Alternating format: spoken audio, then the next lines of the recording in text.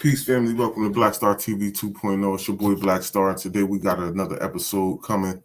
Today we're gonna talk about this gender-specific war in the Black community that's being perpetuated by the Democratic Party and the powers that be. And so if you are not subscribed to this channel, make sure you hit that subscribe button, man. Make sure y'all smash the like button, and thank you for the people who are subscribed. It's greatly appreciated. And don't forget to hit that Cash App right there at the bottom. So yeah, we're gonna get into this. I want to show a video of Tiffany Cross and another Black gentleman who speaking on the Democratic Party and how they don't pander to Black men, but it's a lot of pandering to Black women. So again, this is not to try to add to the divide. This is just trying to show to our Black people and our Black family out there that there's a war being waged against us, and the only way to combat that war is unity, right? So we have to stick together.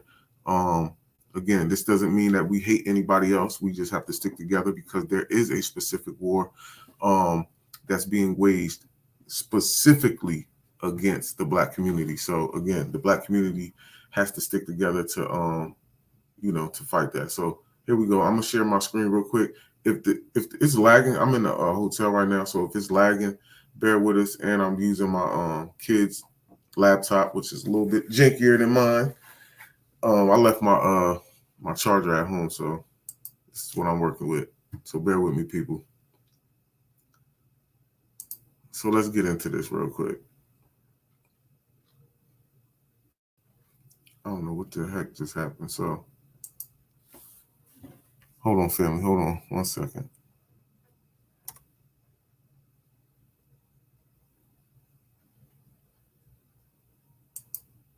I don't know what's going on right now. See, I told you this thing is kind of laggy. Just bear with me for a second. Please, family, just bear with me for a second. Here we go. Here we go. Come on, let's go. Oh, God. I'm sorry, family. But again, so there's been a lot of here we go. Let's get it. Let me just hit play. I'm not even gonna blow this up because I feel like something's gonna happen. Black men get blamed, and Black people in general get blamed for failings on the part of the Democratic Party. Yeah. When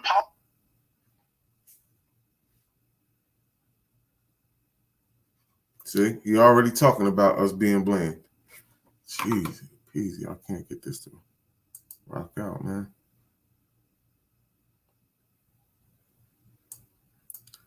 He already started off with Black men being blamed. And we're going to get blamed if Stacey Abrams lose. That's really what he's talking about. How we're going to get blamed if Stacey Abrams lose. And they try to make it seem like that we're trying to vote for other people when majority of Black men vote in heavy numbers. Black people in general just vote in heavy numbers for Democrats, which is coming to a decline. And this is why they're trying to find somebody to blame. And they specifically always try to blame Black men for this. Hold on. Here we go. Jeez Christ, what the heck? This is like crazy today. Black men get blamed, and Black people in general get blamed for failings on the part of the Democratic Party. Yeah. When policies get passed, when statutes, when candidates get elected, it's like, oh, the Black people didn't turn out, the Black people didn't turn out. And now it seems to be focused on Black men. African-American men are super voters for the Democratic Party. Yeah. You don't have a lot of people going to Brian Kemp and going to DeSantis, but the issue has been... There are a few. There are a small number, Yeah. but let's be realistic. The vast majority of Black men are still voting for Democratic candidates. But the question, and the thing I hear from people all the time is important, is what has the Democratic Party done for Black men? That's a fair question. That is a fair question. And I think if Democrats spent more time talking about this is what we've done for brothers, this is what we've done for the working class guy and the guy in the C-suite, you wouldn't have these problems. And it feels like it's setting up a blame game so that if Stacey Abrams isn't elected and if Raphael Warnock ends up being defeated, Black men will be blamed when in fact most of the time they are supporting the Democratic Party, even if the Democratic Party doesn't always support them. Oh, doesn't always. They don't never support us. So again, there has always been a blame game. And here's an article from CNN about the Woman King. I don't want to shoot all the way up because, again, the internet's running slow. But this is about the Woman King and how it flopped. And they're speaking on the boycott So again, it says, isn't it interesting that some of those calling most loudly for the boycott are Black men? Where are the similar calls out about films like 12 Years a Slave, The Django Unchained, and The Good Lord Bird? I never even seen. Only one I seen was The Django, which I love because he bust ass at the end. Films about the slave trade given Kuplis creative license in their portrayal of characters, storylines, and institutional slavery. And if you haven't seen, which I haven't seen, but the movie 12 Years a Slave is about the Damoni tribe who had a heavy involvement in the slave trade for about 200 years. So yeah, we wasn't supporting that. And a lot of people, shout out to the reparationist perspective, a female out of one of our queens out of California. A lot of the stuff I was posting about boycotting was coming from a Black female. And she wasn't the only one I was using. I was using several other people's stuff, but on Twitter, yes, I was using a lot of her stuff. So again, there was a lot of Black females also, but again, we have to play the gender. They want to play the gender divide game, so they have to exclusively call out Black men for boycotting, when at the end of the day, it was just the Black community in general that was boycotting. So here's an article too from Atlanta. And again, there are no specific, just like he said, there aren't any specific things that gets done for Black men. But we know we have, if you go into college, you're a Black female, they're going to have African American women grants. They're going to have loans for African American women businesses. You just name it, they're going to always have it. Rental assistance. This is a program in Georgia offers low-income Black women an extra cash for 2 years, right? But you don't have anything for men. And again, on I showed you guys one of the clips from my Twitter. If this wasn't lagging so much, I would show you that. But again, they're giving out rental assistance for women in Georgia. The program will give more than 600 low-income Black women $850 a month for 2 years. 2 years to help. But again, all Black people are suffering. I'm not going to blame Black women for this happening or for them even taking part in the program. But again, this is specifically to help women out while you sit here and let Black men suffer. Because even when I showed my let me take this off the screen. This is so laggy. I'm sorry, family, too, but I had to come in here and record this. I showed a thing about the Center of Immigration Research, right? And during that, they were speaking on, and they were specifically talking about Georgia, how immigration is directly affecting Black males, specifically Black males, more than any other group out there, even Black females, even including Black females. Black males are affected the most, right? And during pay wages, getting jobs in general, immigration is affecting that the most for Black men, right? So again, now with those statistics, you would think that they would have a program to assist Black men with cash or rental assistance, grants, loans. But see, we don't have that. A lot of the stuff we have that is for Black people always happen to be strictly for Black women. So again, even if you just went up, if I took this off and I said, I can just get out of Georgia, right?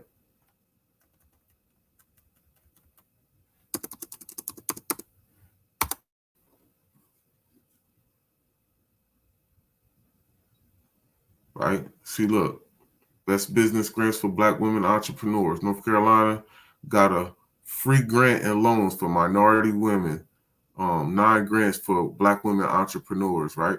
You'll find so many things for Black women in particular, SBA and Chris's assistance to Black women businesses.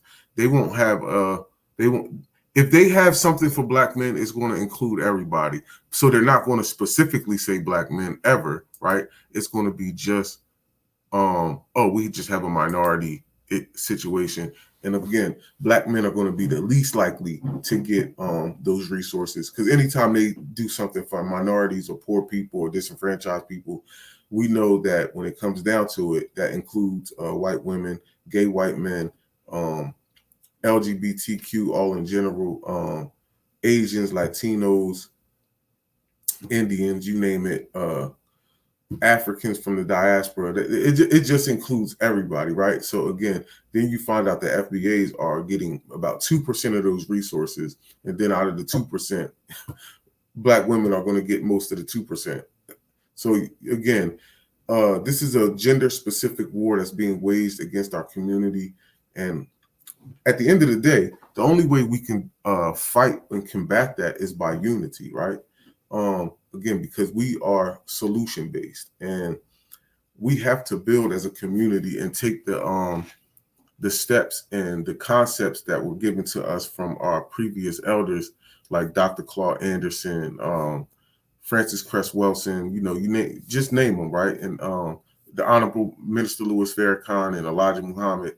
You just named some of our people. Amos Wilson, Blueprint to Black Power book he wrote. We have a plethora of elders who, put the work in and gave us solutions to our problems. We just have to start implementing it as Black people.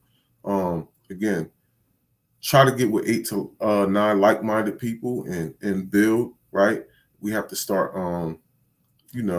getting Black with the Black men. We have to start getting Black with the Black women. We have to start building with one another, right? Of course, we want to build with the Black women too, but we have to start building with one another, building relationships in the community with one another, and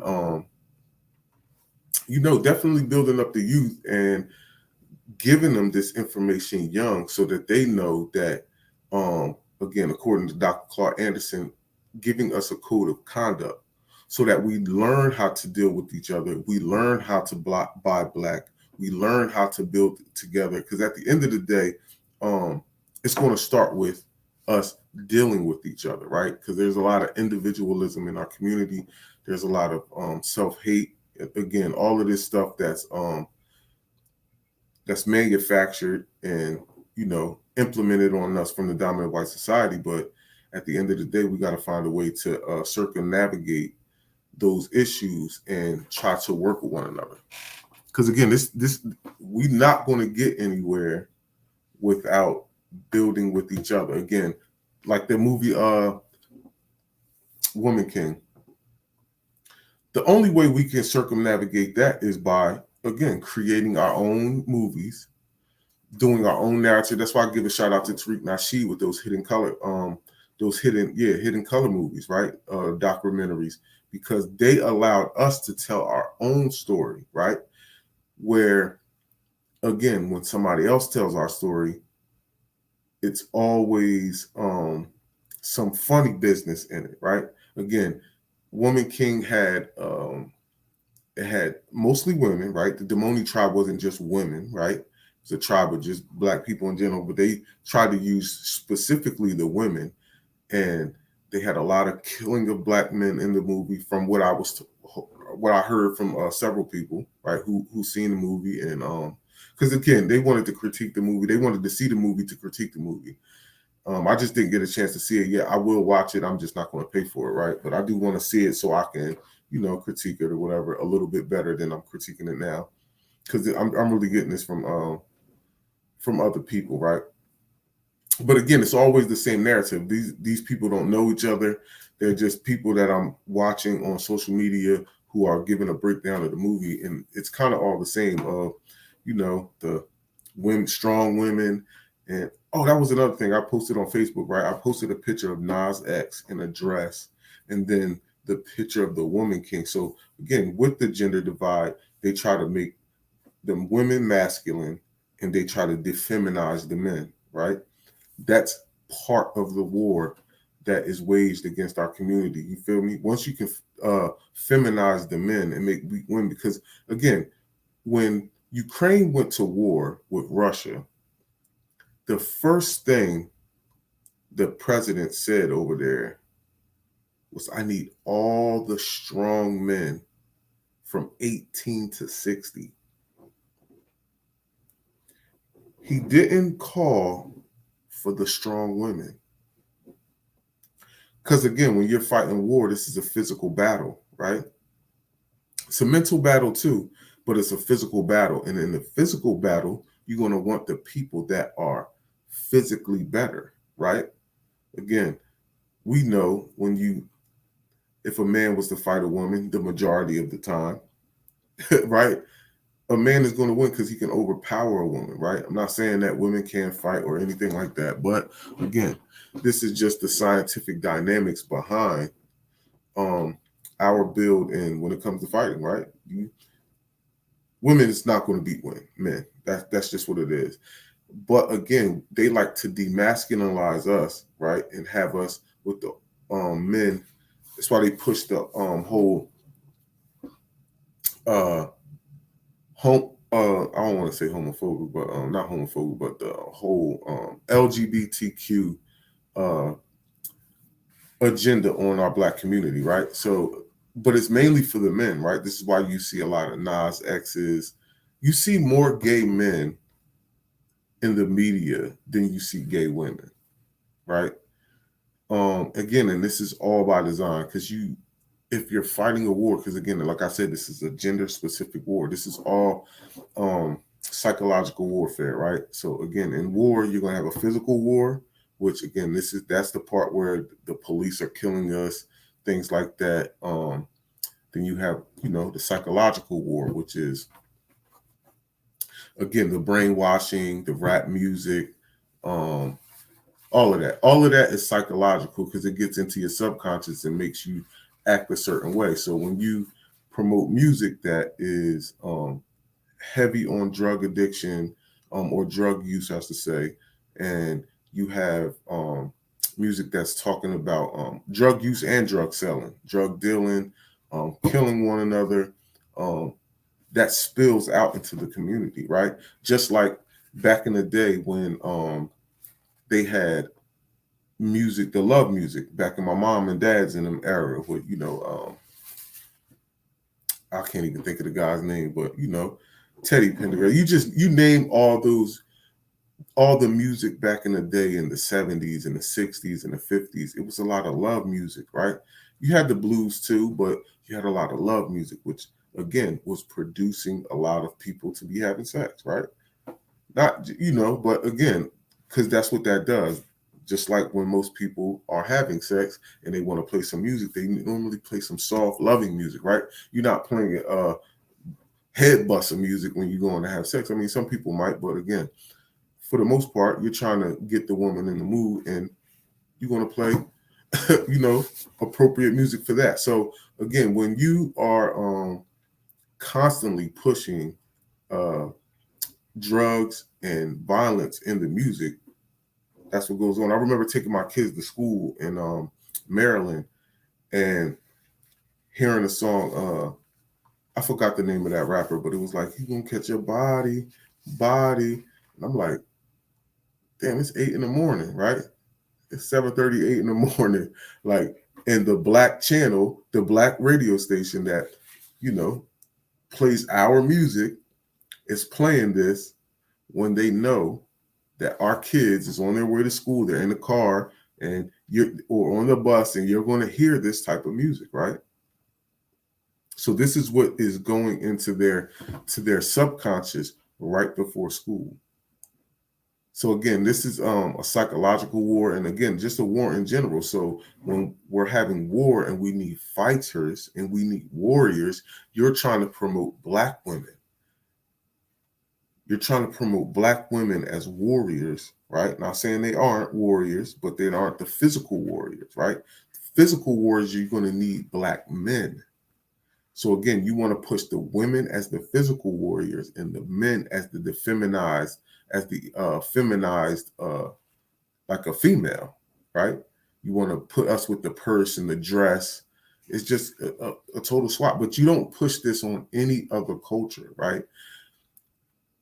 You don't see if the Democrats lose, they don't ever say, oh, well, Hispanic males didn't come out to vote for us. They went to go vote for the Republicans, which happens, right? Which happens. They don't get any blame. They don't blame the Hispanics for going, even when Trump was in office and he was trying to put up the wall. They don't blame them and say, yo, they went to go vote for Trump. Nobody says that. They only blame us, Black people, for trying to fight or trying to do something different that's not in the benefits of the Democratic Party. And again, you ain't giving Black people in general, not just Black men, not just Black women. If you're not giving Black people in general reparations, it's over for you. It's over for you. And we see it right now in this. Hold on, family. Hey, listen, hold on 1 second. I'm about to mute you real quick and finish this video up for 2 seconds, all right? Yeah, I'm gonna call you right back in 2 seconds.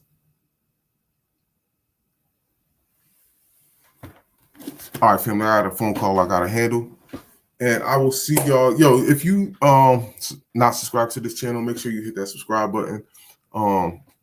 If you are subscribed, I appreciate the love. I love y'all so much for supporting my channel. And again, I'm going to come back later on when I get back home so I can have some great internet and this won't lag as much.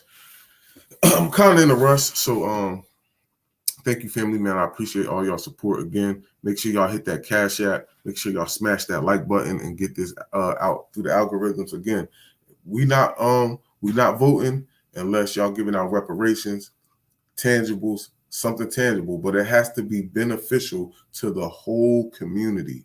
Black women, men, and children. Black women, men, and children. It has to benefit all of us, or you can keep it. All right, peace, family. Y'all have a great day, man. Enjoy yourself.